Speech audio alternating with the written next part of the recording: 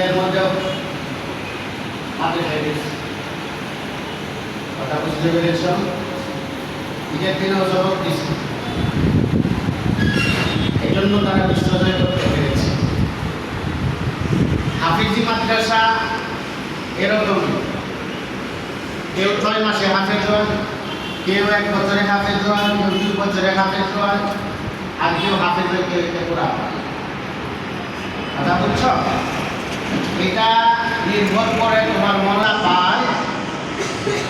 এটার কারণটা কি বলেছিলাম তোমাদের মনে আছে? খেদমত কইরে মা বাবার দোয়া নিতে হবে। কি খেদমত? আমি বলেছিলাম আল্লাহর কাছে সাহায্য চাইতে হবে ইবাদতের মাধ্যমে। আল্লাহর কাছেও সাহায্যটা চাইতে হবে কিসের মাধ্যমে? ইবাদতের। নামাজের মধ্যে সূরা প্রথমেই শুরুটা হয় আল্লাহরে হামদ দিয়া, আলহামদুলিল্লাহি রাব্বিল আলামিন।